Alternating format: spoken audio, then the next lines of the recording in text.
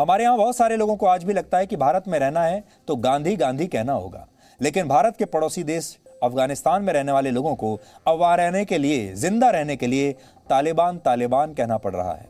इस समय अफगानिस्तान के 53% हिस्से पर तालिबान का कब्जा हो चुका है, जो बुरी खबर है। और आज पहली बार तालिबान ने वहां के एक प्रांत की राजधानी पर भी कब्जा कर लिया है, जो बहुत बड़ी बात है। सूत्रों के मुताबिक पाकिस्तान ने निमरोज प्रांत की राजधानी जारान को कब्जे में ले लिया है। आज ही अफगानिस्तान की सरकार ने संयुक्त राष्ट्र में यह कहा है कि अगर तालिबान को रोका नहीं गया तो थोड़े ही दिनों में अफगानिस्तान दूसरा सीरिया बन जाएगा, सीरिया की तरह हो जाएगा, और फिर अफगानिस्तान में जीतने के लिए कुछ नहीं बचेगा। यानी अब पहले आप सिर्फ सीरिया देखते थे, एक ऐसा देश जो बर्बाद हो चुका है। सीरिया के ही कदम पर अब अफगानिस्तान चल रहा है। तालिबान खुद को अफगानिस्तान की अगली सरकार मानता है, लेकिन सच यह है कि यह तालिबान का नया रूप नहीं, बल्कि 1990 के दशक वाला क्रूर तालिबान ही है। तालिबान बदले नहीं है, जो अफगानिस्तान के लोगों को अपनी कट्टर सोच का गुलाम बनाना चाहता है। इसका एक उदाहरण आज ही सामने आया है। वहां से मिल रही रिपोर्ट्स के मुताबिक तालिबान ने अफगानिस्तान के एक प्राचीन गुरुद्वारे में लगे सिखों के धार्मिक चिन्ह निशान साहब को वहां से हटा दिया है। इस गुरुद्वारे का नाम है थाला साहिब, जो अफगानिस्तान के पख्तिया प्रांत में मौजूद है। सिखों के लिए इस गुरुद्वारे का बहुत महत्व है, क्योंकि यहां सिखों के पहले धर्म गुरु नानक भी एक बार यात्रा पर आए थे। आप जानकर हैरान हो जाएंगे कि 1970 के दशक तक अफगानिस्तान में 7 लाख से ज्यादा हिंदू और सिख रहते थे, लेकिन जैसे जैसे कट्टरता बढ़ी वैसे वैसे हिंदुओं और सिखों की आबादी कम होने लगी, और 80 का दशक खत्म होने तक अफगानिस्तान में सिखों की आबादी घटकर 2 से 3 लाख के बीच ही रह गई थी। और 1990 में तालिबान के उदय के साथ ही इनकी आबादी घटकर सिर्फ 15,000 रह गई, और आज अफगानिस्तान में सिर्फ 1,000 हिंदू और सिख रहते हैं। बल्कि आज तो हम आपको ये कहेंगे कि अब इनकी संख्या 1,000 भी नहीं है, मुश्किल से कुछ सैकड़ों लोग अब वहां बचे हैं जो हिंदू हैं और सिख हैं। इन आंकड़ों से साफ होता है कि तालिबान के राज में अल्पसंख्यकों का वहां रहना कितना मुश्किल है। और यह सिर्फ आज की बात नहीं, अफगानिस्तान में अल्पसंख्यकों के साथ यह व्यवहार सदियों से होता आया है। पाकिस्तान, अफगानिस्तान और तजिकिस्तान के बीच में एक पर्वत श्रृंखला है जिसका नाम है हिंदू कुश। आपने भी किताबों में पढ़ा होगा। इसका शाब्दिक अर्थ है वो जगह जहां हिंदुओं का कत्ल किया गया था। और अब अफगानिस्तान में तालिबान अपने ही लोगों का खून बहा रहा है। हालांकि वहां की सेना और वहां के लोग तालिबान को रोकने की पूरी कोशिश कर रहे हैं। अब तो वहां के जो लोकल लोग हैं वो खुद बंदूक लेकर खड़े हो गए हैं तालिबान के खिलाफ। इसी वजह से तालिबान को बहुत सारे इलाकों से पीछे हटना पड़ा।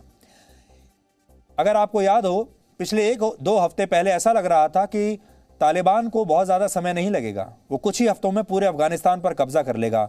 लेकिन अब क्योंकि लोकल जो लोग हैं वो लगातार तालिबान से लड़ रहे हैं, इसलिए तालिबान को समय लगेगा। अफगानिस्तान में तालिबान का विरोध इतना जबरदस्त है कि अब वहां महिलाओं ने भी तालिबान के खिलाफ हथियार उठा लिए हैं, क्योंकि तालिबान के सत्ता में आने का मतलब है महिलाओं की आजादी का पूरी तरह से छिन जाना और उन पर अत्याचार होना। लेकिन तालिबान को हराने के लिए अभी अफगानिस्तान की सेना को बहुत लंबा संघर्ष करना है, क्योंकि अमेरिका ने उन्हें अकेला छोड़ दिया है मरने के लिए। वैसे अफगानिस्तान में युद्ध जितना लंबा चलेगा, भारत जैसे देशों को उतना ही फायदा भी होगा, क्योंकि अब अफगानिस्तान के लाखों नागरिक धीरे धीरे अपना देश छोड़ने लगे हैं और सीमा पार करके पाकिस्तान में शरण ले रहे हैं। अभी पाकिस्तान में अफगानिस्तान के 14 लाख शरणार्थी हैं, और अगर ये युद्ध लंबा चला तो इनकी संख्या बढ़कर 50 लाख भी हो सकती है। और अगर ऐसा हुआ तो पाकिस्तान इतने सारे शरणार्थियों को संभाल नहीं पाएगा, और देर सवेर इन शरणार्थियों और वहां के स्थानीय लोगों के बीच तनाव जरूर पैदा होगा और पाकिस्तान अपने ही घर में घिर जाएगा। इसलिए भारत के लिए बहुत जरूरी है कि तालिबान का कब्जा किसी भी तरीके से अफगानिस्तान पर होने से रोका जाए, और इसके लिए पाकिस्तान कोशिश करेगा कि तालिबान को मदद करे। और हमारे लिए अच्छा ये रहेगा कि अफगानिस्तान के जो लोकल लोग हैं, जो वहाँ के लोग हैं और वहाँ की जो सेना है, वो तालिबान को लगातार पीछे खदेड़ता चले। इस समय हमारे अंतर्राष्ट्रीय सहयोगी चैनल वियॉन के पाकिस्तान संवाददाता अनस मलिक अफगानिस्तान में मौजूद हैं, और आज हम आपको ग्राउंड जीरो से वहां की रिपोर्ट दिखाते हैं।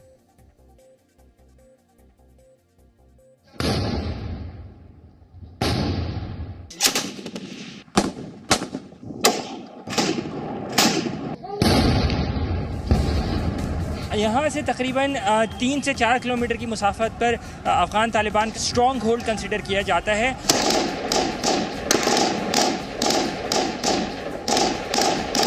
अफ़गान आर्मी के ट्रेन कमांडोज रखे गए हैं ताकि किसी भी तरीके की दहशतगर्दों की जो कोई भी एक्टिविटी हो उसको थ्वाट किया जा सके। जो आप ये बुलेट शेल्स देख सकते हैं, ये गुज़िश्ता रात में सिर्फ ये एक पॉइंट के ऊपर जानिब से फायर किए गए हैं। रॉकेट अटैक हुआ है, 2 रॉकेट जो हैं वो दागे गए थे जो इस दुकान के ऊपर लैंड किए। भारत की राजधानी दिल्ली से 1000 किलोमीटर दूर अफगानिस्तान की राजधानी काबुल युद्ध का नया मैदान बनने के करीब है। 4 दिन पहले काबुल का वो इलाका धमाके से दहल उठा जहां न सिर्फ अफगानिस्तान सरकार के तमाम मंत्रियों के घर हैं, बल्कि जहां तमाम देशों के दूतावास और न्यूज़ चैनलों के दफ्तर हैं।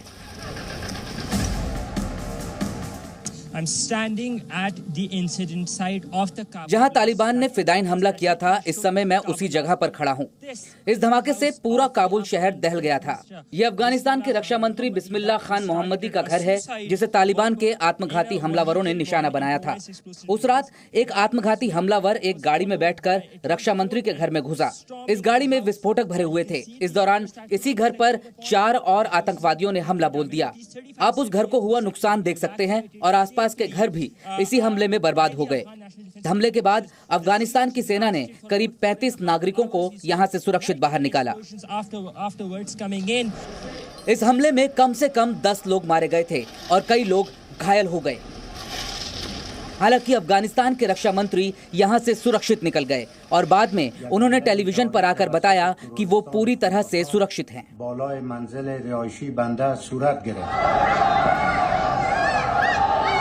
इस हमले के बाद काबुल में रहने वाले लोग भी सड़कों पर निकल आए और उन्होंने अफगानिस्तान का झंडा हाथ में लेकर तालिबान का विरोध किया।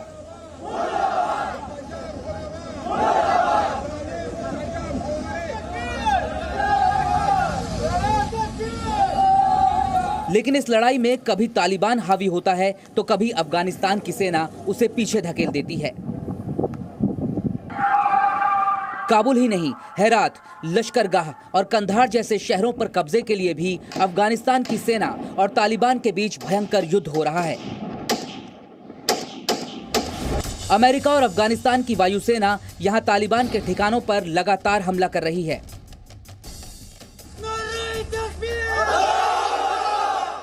लश्करगाह शहर में सेना ने मार्च करके वहां के नागरिकों को शहर छोड़ने के लिए कहा है।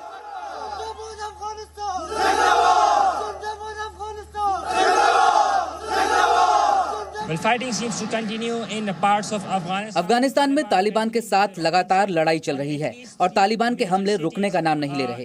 तालिबान 3 बड़े शहरों हेरात, कंधार और लश्करगाह पर लगातार हमला कर रहा है, जो हेलमंड प्रांत की राजधानी है। अमेरिका और अफगानिस्तान की वायुसेना ने भी लश्करगाह शहर में तालिबान के ठिकानों पर रात भर हवाई हमले किए और फिलहाल तालिबान को कुछ पीछे धकेल दिया गया है। हेरात प्रांत में हालात अच्छे नहीं हैं। सेना ने यहां लाखों लोगों को घर छोड़ने के लिए कह दिया है।